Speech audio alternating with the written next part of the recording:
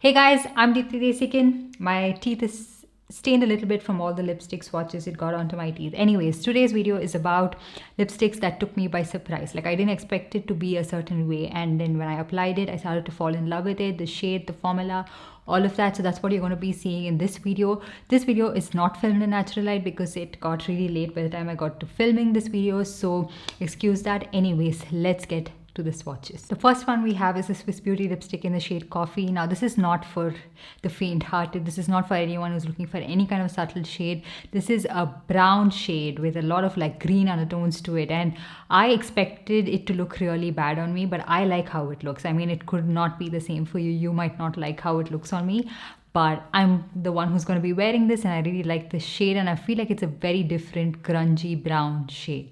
The next shade I have is also from Swiss Beauty. This one is in the shade Dark Brown.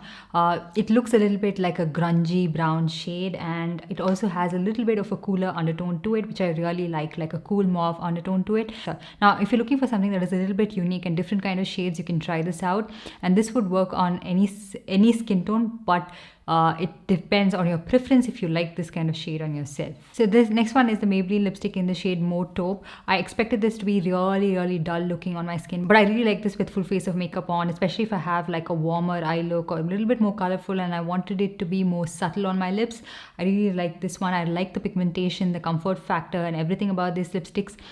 Off late, Maybelline lipsticks were starting to disappoint me, especially with the reformulation of the creamy matte lipsticks, but this one is not like that. It just glides on, it's super pigmented and looks really good on the lips. Next up, we have the Calabar lip crayon in the shade Outrage. This is a really nice mauve toned pink shade, and it looks really nice without makeup as well. These lip crayons are super pigmented, they glide on and look really good. I expected this to be a completely like washed out kind of a shade on my skin tone, but it looks really good and I absolutely love it.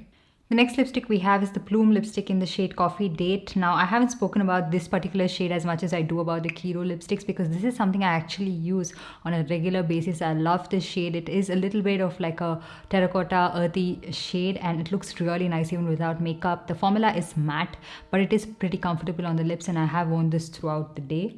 Next up, we have the Swiss Beauty lip cream in the shade Cafe. This is N05 is the number of it on any website if you want to check out.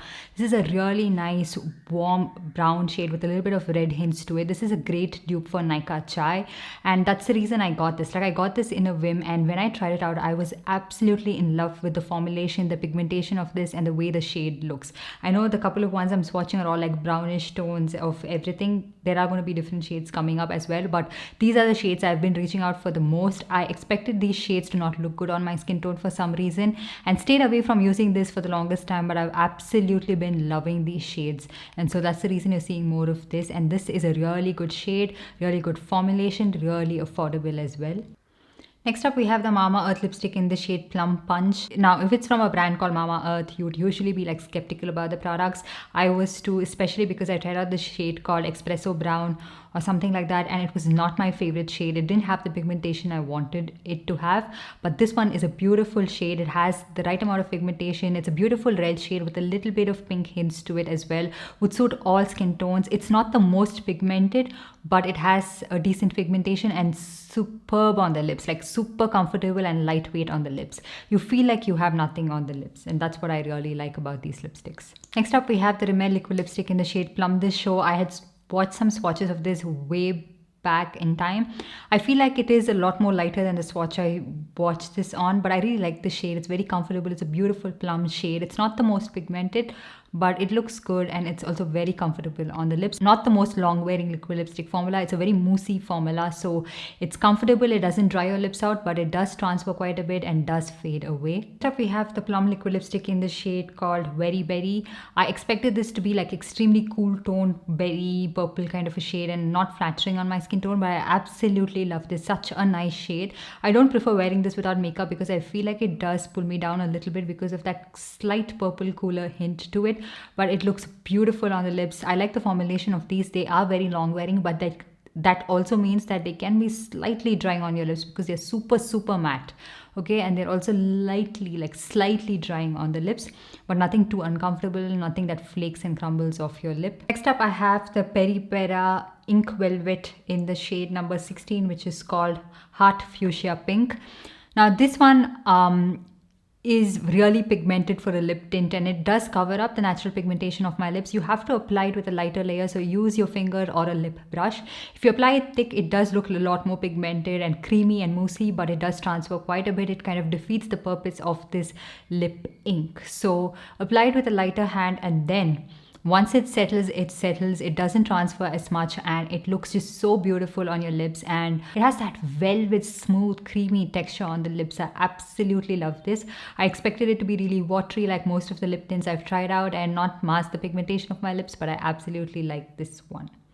So I've let it rest, and I've taken off any of the product that was remaining or anything that was a little bit excessive, and swatched and kissed my arm here. You can see it doesn't transfer as much, but it doesn't leave your lips. It looks beautiful. I love this. This is gonna be my favorite everyday product, and the stain doesn't come off easily. Great. Even with the micellar water. Like, look at that. Next shade we have is Lakme lip crayon in the shade Foxy Brown. This I expected it to be more of a brown, but it has more like a red hints with slight brown undertones to it. But I absolutely love the shade. Like, the time I swatched it as well, I started to love this, and the formula is really nice, comfortable and creamy, and this is how it looks like on my lips. And last but not the least, I have this Lakme Primer Plus Matte Liquid Lip Color. This one is in the shade Strong Espresso. The minute they launched, this was the shade that stood out for me from that collection. It was so unique, and I wanted to try it out, and I'm not at all disappointed with the way it looks on me. It's a brown with a lot of dusty mauve burgundy hints to it, so it looks so unique. On different skin tones and lip pigmentation, it varies.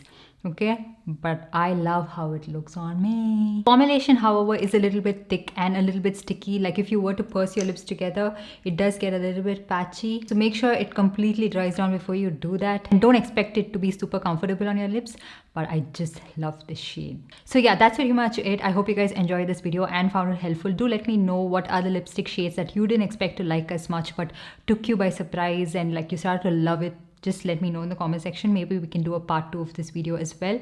And while you're at it, give this video a big thumbs up, and also subscribe to my channel and hit that notification bell so you're notified every time I upload a new video.